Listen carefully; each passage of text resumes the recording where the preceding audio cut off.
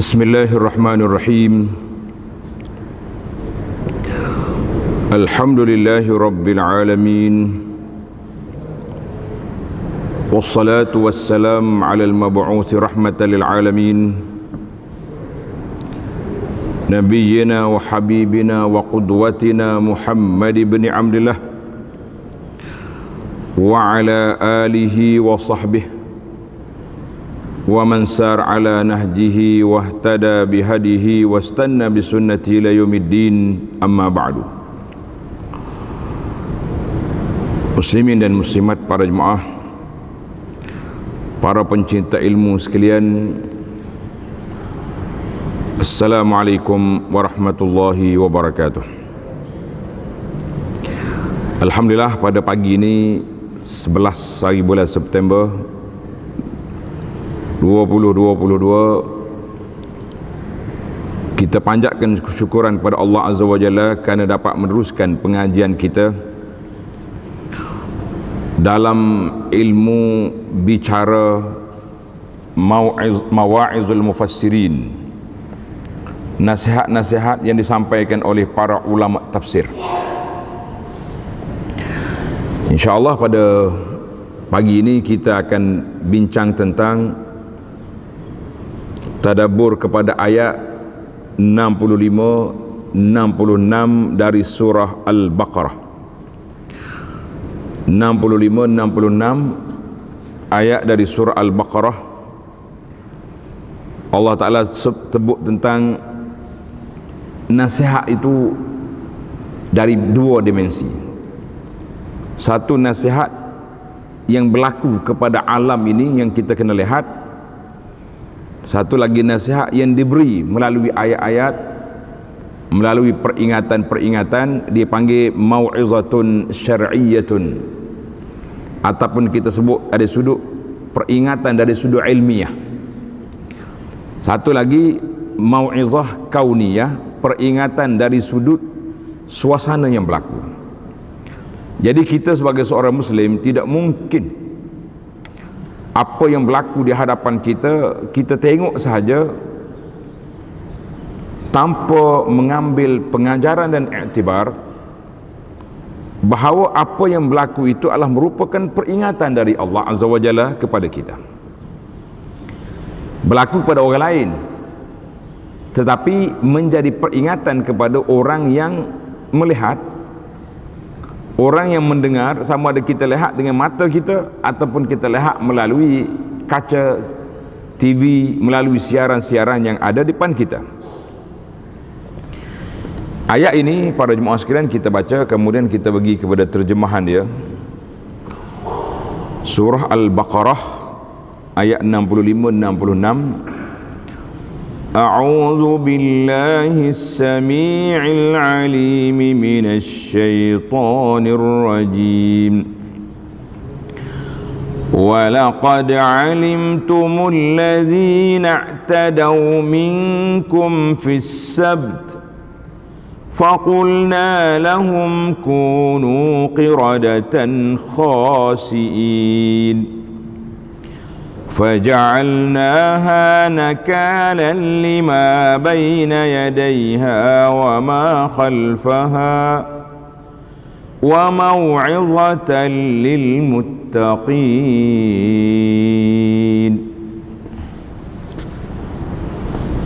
Dan sesungguhnya kamu telah mengetahui bagaimana buruknya akibat orang-orang di antara kamu yang melanggar larangan daripada menangkap ikan pada hari Sabtu. Ini kisah ini berlaku kepada Bani Israel. Bila Allah SWT larang hari Sabtu menangkap ikan, Allah uji mereka dengan ikan tu naik ke pantai. Ikan tu mari duduk lepak tepi pantai. Mencabar sungguh. Hari dilarang menangkap ikan tu mari. Kalau ikan tak ada, tak apa. Jadi Bani Israel telah menggunakan pendekatan hilah.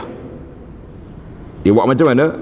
Dia gali lubang pada hari Jumaat, hari Sabtu ikan masuk, petang Sabtu sebelum ikan keluar dia tutup pintu. Hari Ahad baru dia timba, baru dia tangkap. Maknanya kami tak tangkap ikan hari Sabtu. Itu dia panggil helah. Jadi Allah kata apa? Hari Sabtu dilarang, mereka buat helah. Allah SWT jatuh hukuman, faqulna lahum kunu qiradatan khasiin. Lalu kami berfirman kepada mereka, jadilah kamu kera yang hina.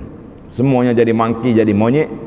Ini boleh jadi yang Darwin duk cari monyet tu, kata-kata itulah kumpulan monyetnya. Kumpulan lain tak ada, mari daripada anak Adam, bukan mari daripada monyet. Kemudian ini ayat pengajaran. Faja'alnaha nakalan lima baina yadayha wa ma khalfaha. Maka kami jadikan apa yang berlaku itu nakalan. Para jemaah, para pencinta ilmu,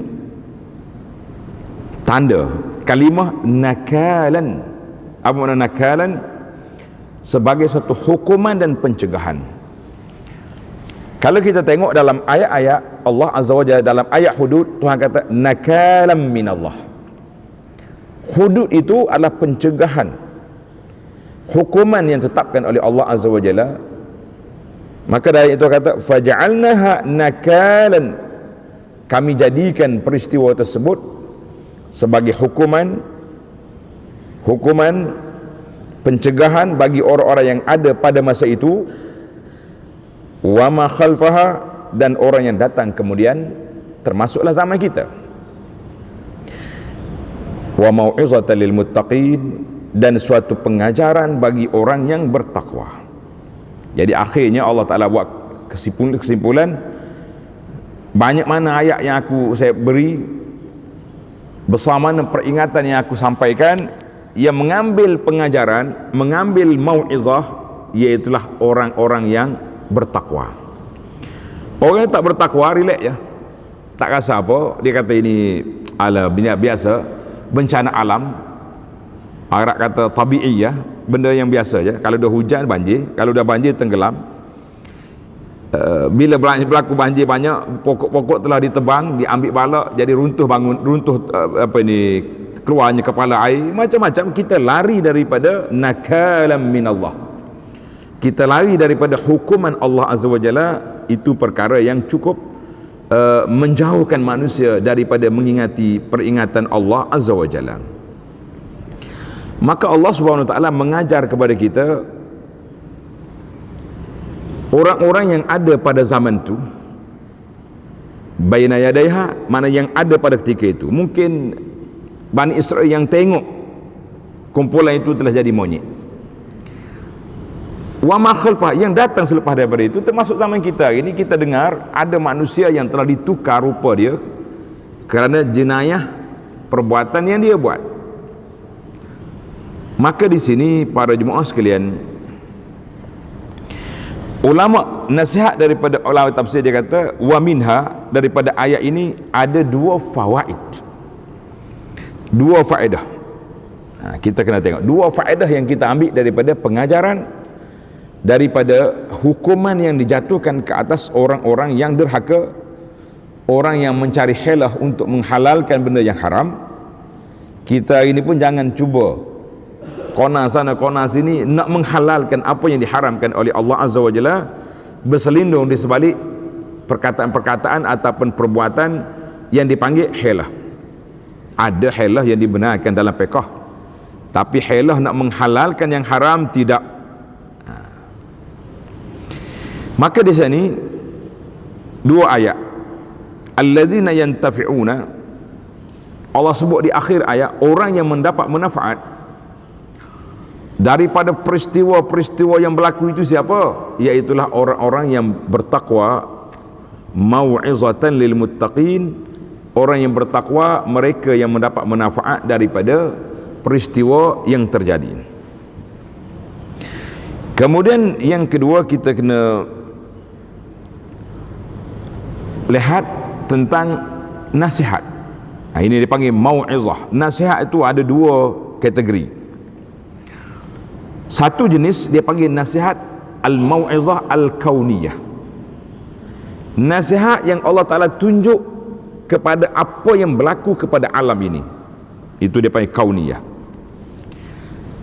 Sebab Allah Ta'ala jatuhkan hukuman atau berlakunya bala bencana, apa saja yang berlaku, orang yang bertakwa dia akan tengok dengan dua dimensi.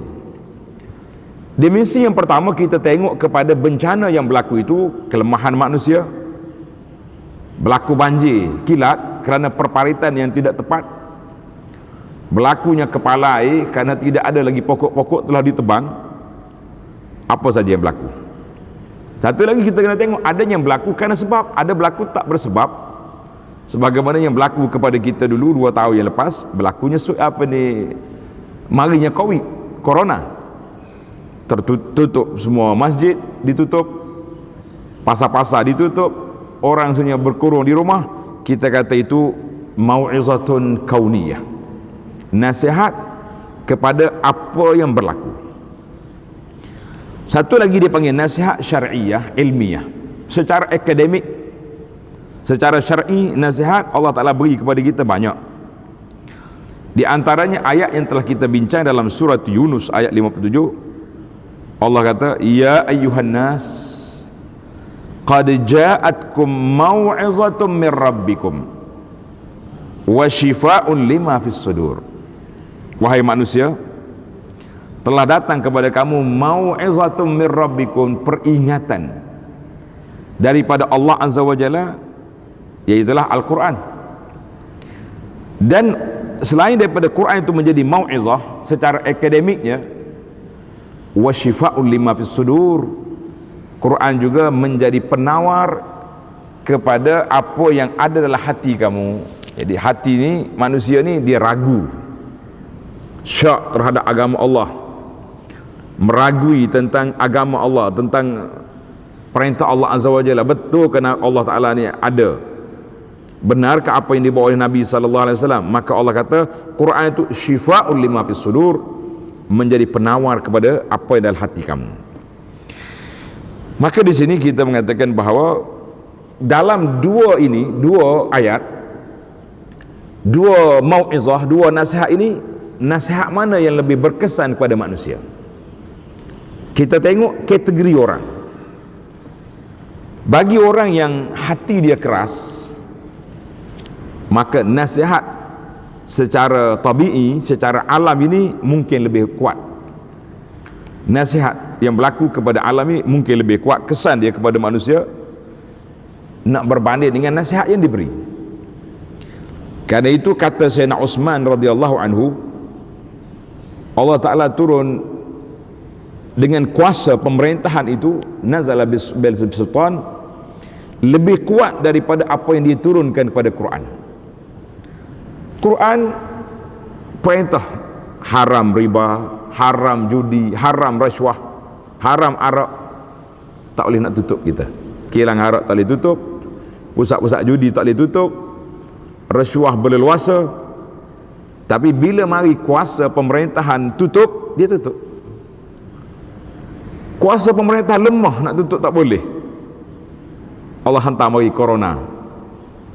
Corona itu dia panggil mau'izatun kauniyah, peringatan berbentuk bencana alam.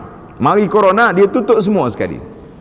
Bukan sakat kilang arak, bukan kata kilang judi, masjid pun dia tutup. Kita kata itu di antara kesan tu lebih berat. Jadi apa yang dikata oleh Sayyidina Uthman, Allah Ta'ala turun kepada kuasa pemerintah itu lebih kuat daripada diturun kepada Quran bagi orang yang hatinya keras. Tapi bagi orang yang hatinya lembut, Masya Allah, cukup dia dengar nasihat daripada Allah Azza wa Jalla, dia telah melembutkan hati dia, dia mendapat manfaat yang begitu besar tentang apa yang berlaku di depan mata dia. Dia baca Quran, cukup. Dia dengar Quran, dia tahu perintah Allah, dia faham apa yang berlaku, dia dengar betul-betul. Kemudian bila dia dengar, dia ikut nasihat, dia patuh kepada ajaran, dia melaksanakan tuntutan apa yang telah disebut oleh Allah Azza wa Jalla. Maka ketika itu kita mengatakan orang yang hati yang lembut cukup dengan nasihat. Tapi orang yang hati yang keras, dia tak padan dengan nasihat, dia kena bawa kepada tempat-tempat yang kita akan lihat nanti. Ada yang ke penjara, ada yang ke hospital, Ramai orang bila masuk hospital baru dia insaf, Allahu Akbar, saya silap hari tu. Ada sebagian orang masuk dalam penjara baru dia sedar, saya tersalah. Kalau setakat dengar ceramah ni, dengar ceramah tapi tak masuk, kata orang, keluar masuk telinga kanan, keluar telinga kiri, mana tak melekat dalam kepala. Itu yang dikatakan taksir, kesan daripada dua peristiwa yang berlaku ini. Baik para jemaah sekalian, maknanya daripada ayat ini kita sebut Allah SWT sebut kepada kita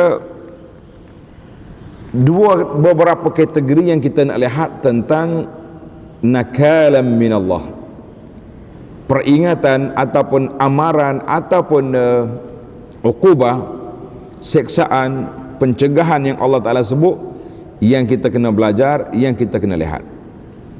Orang yang tengok pada peristiwa Bani Israel telah binasa, kita juga telah pergi kepada peristiwa-peristiwa yang lain.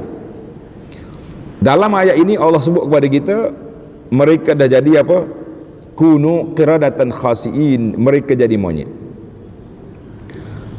Mana monyet ini bukan satu benda yang mudah lah. Kalau kata kena penyakit biasa, tak, tukar rupa. Cuma bagi umat Muhammad sallallahu alaihi wasallam ni, ada ke tidak pertukaran rupa itu, ada ke tidak? Umat Muhammad sallallahu alaihi wasallam, sebab ada dalam hadis ni hadis sahih. Nabi kata akan berlaku di kalangan umat aku ni maskhun wa khasfun. Ada orang yang akan bertukar rupa dia, bertukar watak dia.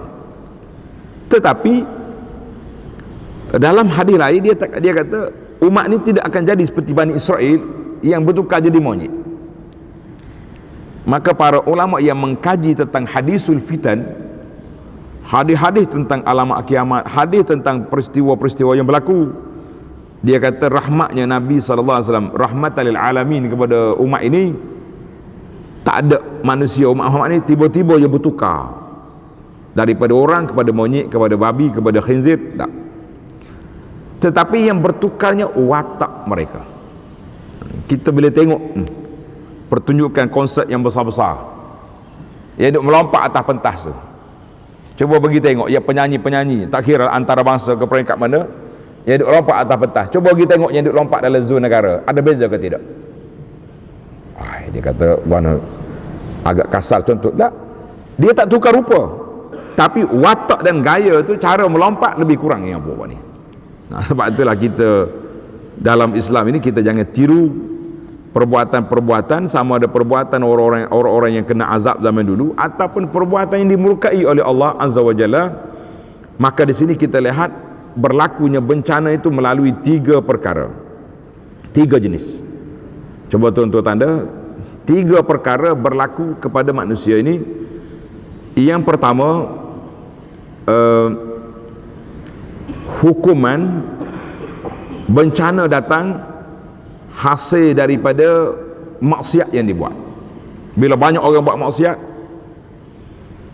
maka datanglah hukuman Allah Azza wa Jalla. Contohnya, na'udzubillah, afanallahu wa iyyakum, Allah telah selamatkan kita semua, orang yang berzina. Timbulnya berzina, liwat, main jantan sama jantan, maka keluarlah penyakit. Dulu kita dengar dia panggil penyakit apa ni, syphilis. Zaman dulu syphilis, sekarang ni HIV. Allah kata akan datang, sebagai disebut dalam hadis Nabi SAW, Allah Ta'ala akan beri penyakit yang belum pernah pada orang lain. Sekarang ni tak habis-habis lagi. Dulu syphilis, sekarang ni penyakit HIV, sekarang ni apa lagi yang akan timbul? Maka timbul orang ni mabuk arak. Maksiat yang dia buat tu menyebabkan dia bawa kereta jatuh dalam gang, ataupun masuk lorong yang bertentangan, berlaku aksiden banyak, dia pun mati, orang lain pun mati. Kita nampak bahawa di sini orang yang buat dosa, buat maksiat, kemudian dijatuhkan hukuman, disegerakan oleh Allah Azza wa Jalla hukuman dia di dunia, maka dia akan terkena kepada perkara yang tersebut. Jadi jelaslah bahawa itu perbuatan maksiat yang dibuat oleh manusia. Bila dia buat maksiat, maka dia kena hukuman daripada Allah Azza wa Jalla. Kita nampak, oh, orang ni dengan sebab maksiat yang dia cari, penyakit yang dia buat, maka Allah Ta'ala hukum dia sekian-sekian. Tak kiralah apa saja hukuman yang kita nampak dengan kepala kita, jelas. Banyak lagi lah penyakit-penyakit lain kalau kita sebut orang marah sekarang ni. Contohnya, di antara penyakit yang sukar untuk diubati, penyakit apa? Penyakit rokok contohnya. Walaupun ditulis di rokok, kotak rokok tu macam-macam amaran, tapi orang sayang ke rokok, sayang situlah. Walaupun bagai-bagai penyakit yang timbul, penyakit penyar paru-paru, penyakit pernafasan, penyakit apa saja pun cukup banyak, maka kita mengatakan itu semua bala yang telah ditetapkan oleh Allah Azza wa Jalla. Jadi kita mengatakan itu yang pertama. Bala mari, hukuman mari hasil daripada orang itu sendiri buat. Orang itu sendiri buat. Baik. Kategori yang kedua, bala juga, tapi orang ni orang baik. Mana sya'anit ta'ati, orang baik, tak pernah buat maksiat, tak tinggal solat, yang perempuan jaga aurat, tapi dia kena ujian. Kita nak kata apa orang ni? Bala? Tak bala. Maka jawabnya, li ahli iman, bagi orang yang beriman, apabila diuji oleh Allah Azza wa Jalla, itu takfiran li sayyiatihim. Allah Ta'ala nak hapuskan kesalahan-kesalahan yang dia ada. Tadi kata dia tak buat maksiat, salah apa dia? Para jemaah sekalian, kita kena fikir, kita ni manusia. Kalau tak buat maksiat yang zahir, boleh jadi kita ada maksiat yang tersembunyi, kurang ikhlas. Kalau buat ibadat suka nak riak contohnya, jadi Allah nak hapuskan perkara tersebut, diberi ujian kepada orang tu. Dia baik. Anak sekali pernah ditanya oleh seorang budak perempuan, dia telefon, dia kata, Ustaz, kenapa Tuhan tak sayang ke saya? Kata mana boleh, Allah Ta'ala tu, rahmat Allah Ta'ala sangat luas. Dia kata dalam adik-adik dia yang paling baik sekali. Dia jaga aurat, dia jaga solat, dia hormat pada mak, tapi dia yang banyak penyakit. Adik-adik dia hak bebas tu, aurat pun tak ada, solat tu pun tak jaga, mana ada solat, happy je dia kata, tak sakit-sakit pun. Macam mana Tuhan benci dengan dia? Allah, macam mana agak-agak tuan-tuan kita nak jawab kepada soalan realiti yang berlaku pada orang? Maka kita mengatakan ujian yang Allah Ta'ala beri, walaupun orang tu orang taat, orang yang baik, itu untuk apa? Untuk Allah Ta'ala menghapuskan kesalahan. Andai kata dia tidak ada kesalahan, li raf'in darajat, Allah nak angkat darajat. Kita sekarang ni kena berhati-hati dalam ucapan kita. Bila kita tengok orang ni rumah dia terbakar, na'udzubillah lah, minta berlindung, ataupun barang dia dicuri oleh orang, setengah manusia yang mudah buat komen ni, oh, boleh jadi tak payah zakat tu. Tengok ayat dia, boleh jadi tak payah zakat tu.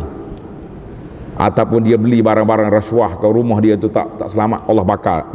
Kata ayat dia mudah. Jadi kita jangan mudah nak jatuh hukum pada orang. Kita kena ada sifat bersangka baik. Kita kata Allah uji dia orang baik, li raf'in darajat au li takfiris sayyiat. Bagi orang baik, bila diuji oleh Allah Azza wa Jalla, maka Allah nak angkat darjat dia ataupun nak hapuskan kesalahan-kesalahan yang dia ada. Sebagaimana orang yang baik-baik tiba-tiba kena penyakit ataupun diuji. Macam kita hari ni pergi haji contohnya. Orang yang haji ni hati dia sudah baik, tapi ada ujian-ujian Allah Ta'ala beri pada dia. Kita kata Allah nak hapuskan kesalahan-kesalahan dia. Kadang-kadang kita bergurau selepas pada haji, di antara penyakit lepas pada haji, batuk. Nak, orang pergi haji ni lepas pada duduk Mekah tu kokeh bunyi, duduk alam haji haram lepas haji ni, Allah duduk belawai batuk. Jadi ada seorang doktor Kita panggil dia ceramah. Oh, dia kata sebab apa kita di balik Arafah ni semua jadi batu? Dia kata sebab dia punya kuman dia bertemu dengan kuman lain, kuman Melaya jumpa dengan kuman Afrika, jadi duduk balah dua tu. Sedap. Dia punya teori. Ada yang kata kita ada lagi yang tertinggal di baru ni, tak hapus, tidak terhapus. Jadi Allah Ta'ala nak hilangkan lagi. Kita kata alhamdulillah para jemaah sekalian, kita bersikap positif dalam hidup kita ni. Semua yang berlaku itu kerana Allah Ta'ala nak angkat darjat ataupun nak hapuskan kesalahan. Baik, kita pergi kepada yang ketiga. Kategori yang ketiga, tidak kerana taat dan tidak kerana maksiat. Orang ni tak ada maksiat dia tak buat, ketaatan pun dia tak banyak mana. Yang tadi taat, dia ni kata orang on off pasal sekarang. Dia semaya tapi tak banyak lah. Ketaatan, maksiat pun dia tak buat. Tiba-tiba dia kena ujian. Bagaimana kita nak letak hukum kepada orang ni? Bila dia kena ujian tu, bagaimana keadaan dia? Maka fahadha yunzaru ila halil abdi. Kita kena tengok kepada orang tu.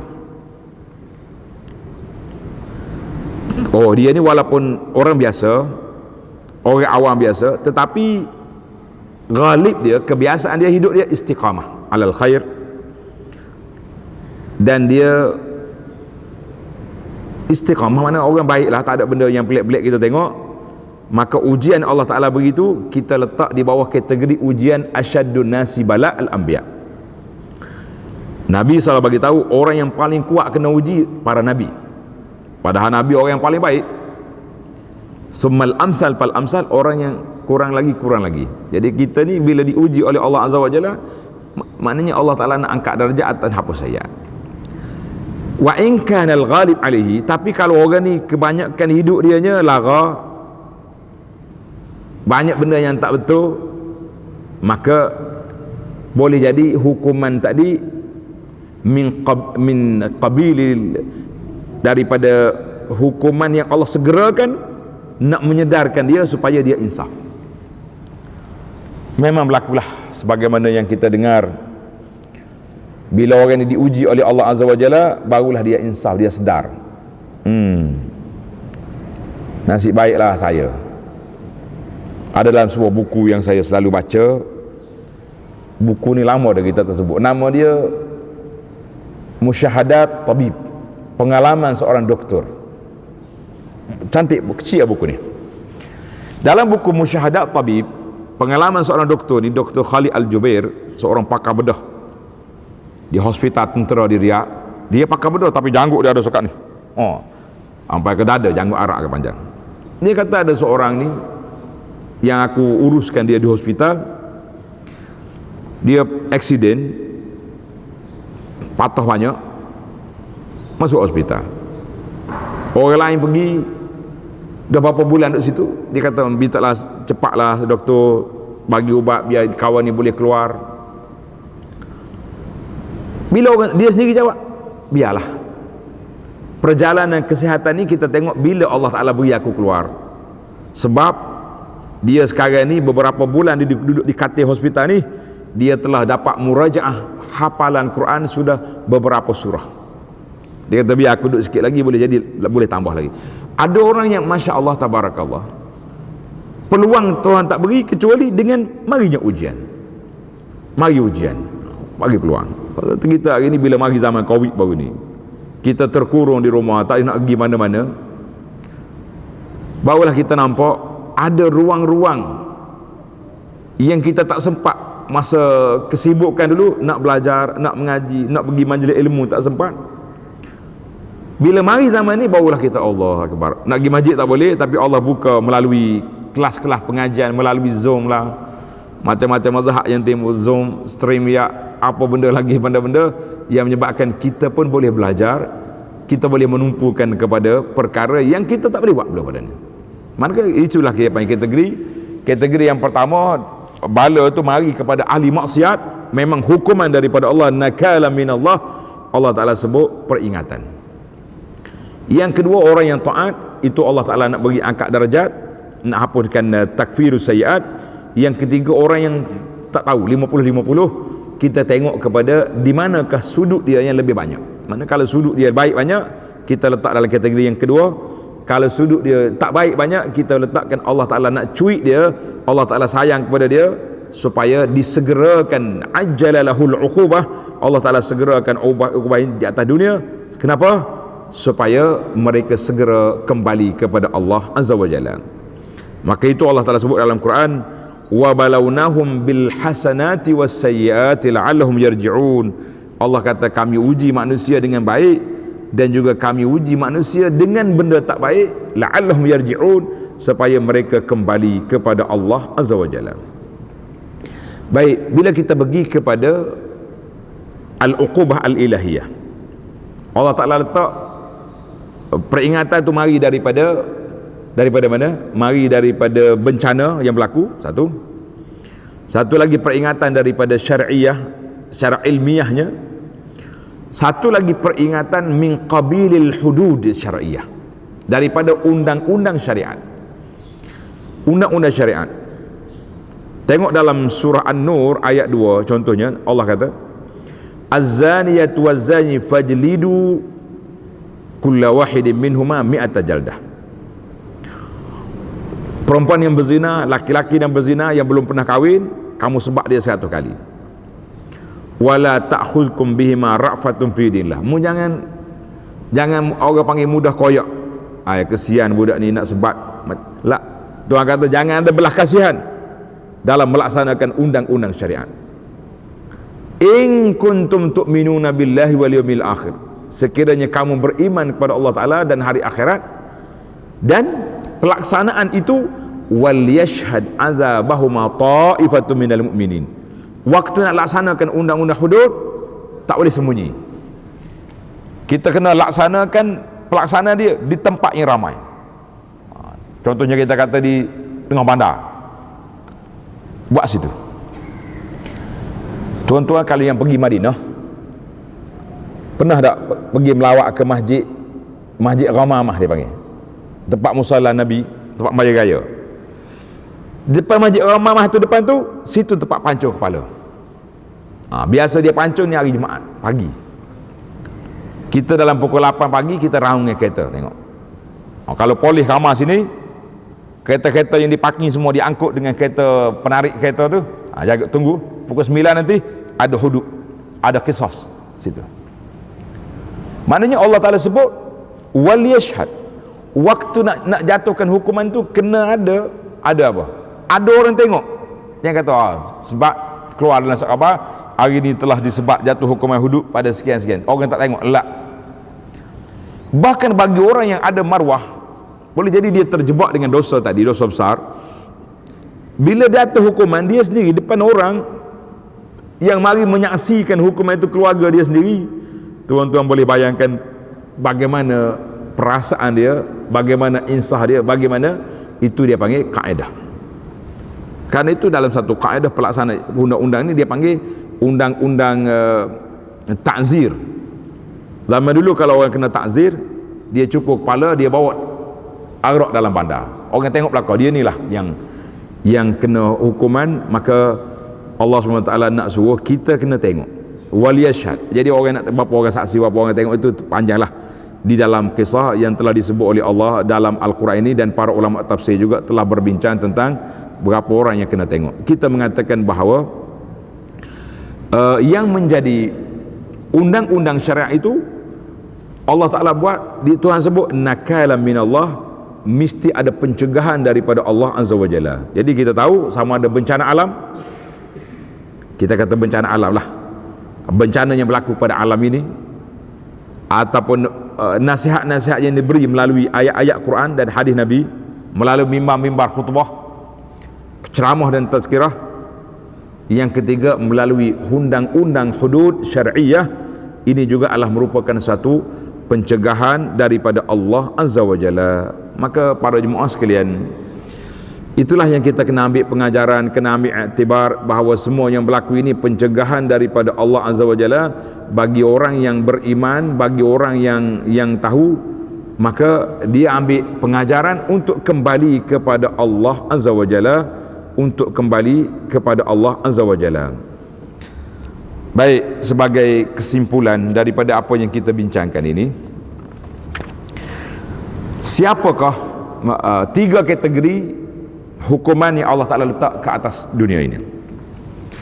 Tapi apa yang dapat kita ambil? Alladzina yantafi'un, orang yang mendapat manfaat daripada nasihat-nasihat itu, iaitulah orang yang bertakwa kepada Allah Azza wa Jalla. Cukup nasihat dia dengan peringatan Allah Ta'ala beri melalui Quran, melalui tazkirah, melalui mimbar-mimbar khutbah dan juga tazkirah. Adapun orang yang tidak bertakwa kepada Allah Azza wa Jalla, tak cukup dengan nasihat pun dia tak dengar.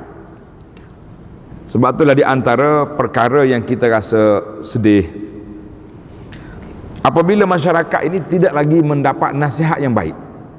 Tak dapat nasihat yang baik. Sama ada dia tak pergi dengar, dia tak pergi dengar. Kalau ada kuliah dia lari, ataupun dia pergi dengar tapi dia tak fokus. Orang duk kuliah, kita duk cakap, duk bual-bual sama-sama kita, yang ni tak dapat ilmu. Satu lagi, pendengarnya setia, siap dengan pen, dengan nota, tapi penceramah pula tidak ada persiapan. Mari duk cerita benda-benda pelik, hadis palsu pokok hadis juga. Ini pun satu masalah yang berlaku kepada masyarakat kita. Kerana itulah sudah ada buku-buku yang dikeluarkan oleh para pendakwah kita ni, iaitulah semakkan kepada ucapan para pendakwah, disemak. Dia kata cerita-cerita masyhur tapi tidak sahih di meja penceramah. Ini penting. Kita kadang-kadang kita bawa cerita tu cerita ni, bila disemak balik, tak sahih pun cerita ni. Ada setengah ustaz ni pakai kaki viral. Semua benda yang dia jumpa dia share, dia cerita. Tapi 2 hari lepas tu orang komen, ustaz benda ni tak sahih. Tak sahih apa dah cerita dah, nak kata apa? Ini maknanya pihak penganjur sendiri kena bersihkan meja-meja kuliah kita, di masjid kita, di surau kita, di dewan-dewan kuliah kita tu, daripada penceramah-penceramah yang cerita tak ada fakta. Maka ini di antara sebab-sebab manusia tak dapat ilmu. Jadi sama ada salah kita ataupun salah penceramah, ataupun apa lagi kesalahan kita nak kata, maka di sinilah kita mengatakan orang yang tidak bertakwa, yang boleh menyekat mereka daripada perkara yang tidak baik, iaitulah al-afatu al-kauniyah, bencana yang berlaku, semua orang sekat. Mungkin tuan-tuan dah dengar ada cerita, saya cerita tentang seorang khatib Arab. Bila berlaku bencana tsunami, dia keluar satu khutbah dia ni ada dalam internet, dalam YouTube ada. Dia kata, syukran corona, kita duk takut ke corona, dia khutbah syukran corona, terima kasih corona. Kata lawan arus ustaz ni, tidak lawan arus kan. Dia kata lawan arus apa? Orang lain takut corona, kau terima kasih. Bila kita dengar khutbah dia baru kita faham. Dia kata, corona, kami dah berjuang lama nak tutup pusat maksiat, tak tertutup. Engkau datang, semua tutup. Bukan sekat negeri kita, bukan negeri Arab, bukan negeri Melayu, antara bangsa tutup. Mari corona, banyak benda-benda yang mungkar terhapus. Jadi kita kata ada kalanya Allah Ta'ala bawa peringatan itu melalui bala-bala yang berlaku. Hari ini kita tahu apa yang berlaku, apa yang akan berlaku. Yang penting kita berdoa kepada Allah Subhanahu Wa Ta'ala supaya kita sebagai orang beriman yang cukuplah dengan peringatan yang diberi oleh Allah Azza wa Jalla, kemudian peringatan melalui undang-undang hudud. Para jemaah sekalian, berbezanya undang-undang hudud dengan tak hudud. Kadang-kadang yang tidak hudud lebih keras. Kalau kerogo kita kata, undang-undang sivil 20 tahun penjara. Sebab dia tu sebab lain. Sebab hudud ni rotan biasa ya. Sebab hal tu siapa terkoyak kulit semua, kita pun tengok takut. Tapi kenapa dia tidak menjadi satu ketakutan yang kuat kepada masyarakat? Sebab apa? Sebab undang-undang itu kosong daripada nakalam minallah, pencegahan daripada Allah Azza wa Jalla. Tapi bila manusia ni laksana hukum Allah secara automatik, oleh kerana mengikut perintah aku, kamu buat apa yang aku suruh, maka dia ada satu kaedah dia panggil nakalam minallah, pencegah itu datang daripada Allah Azza wa Jalla. Orang yang pergi haji, awal-awal tu kita tengok tempat-tempat penukar duit tu, waktu solat dia kunci almari dia tu, dia tutup dengan kain, tak ada gerai, tak ada rantai, tak ada apa, tutup dengan kain, pergi solat, betul mari sambung balik cerita. Kedai-kedai pun macam tu juga. Sebab di antara laksana yang masih lagi laksanakan undang-undang hudud, iaitulah negara tanah haram. Dia tidak dijajah. Bila tidak dijajah, dia tidak ditukar undang-undang dia. Jadi kesimpulan kita mengatakan, ada orang yang tengok bencana-bencana yang berlaku ni, dia dapat manfaat, ada yang tak dapat manfaat. Bila tak dapat manfaat, dia kata apa? Wa in yarau kisfan minas sama'i saqitan yaqulu sahabun markum. Allah Taala sebut dalam surah At-Tur ayat berapa? Puak-puak kafir ni yang tak beriman, dia tengok apa yang berlaku. Kalau langit runtuh pun, dia kata itu biasalah runtuh. Benda dah lama runtuh. Tengok. Tapi ada orang yang mendapat manfaat. Contohnya dalam surah Al-Ankabut ayat 65, fa iza raqibu fil fulki. Bila dia naik bahtera ni dilambung oleh ombak, apa jadi? Da'allaha mukhlishina lahuddin. Semua yang ada atas kapal itu berdoa kepada Allah Taala. Yang kafir berdoa, yang tak kafir berdoa. Tapi bila balik ke laut, ke darat, dia kafir pula. Jadi ada orang yang cukuplah dengan kita tengok kepada peristiwa yang berlaku menjadi pengajaran kepada kita para jemaah sekalian. Jadi kita mengatakan kesimpulan apa yang berlaku pada Bani Israel telah menjadi monyet itu, janganlah pokok kita ni ditukar menjadi monyet. Kalau tak ada monyet secara rupa, secara fizikal, tapi monyet dari sudut perbuatan. Wallahu alam. Mudah-mudahan nasihat kita ini disebut oleh para ulama Islam, para ulama mufassir ini menjadi pengajaran kepada kita. Aqulu qawli hadza subhanakallahumma wa bihamdika asyhadu an la ilaha illa anta astaghfiruka wa atubu ilaik. Wa sallallahu ala nabiyyina Muhammadin wa ala alihi wa sahbihi ajma'in walhamdulillahi rabbil alamin. Wassalamu alaikum warahmatullahi wabarakatuh.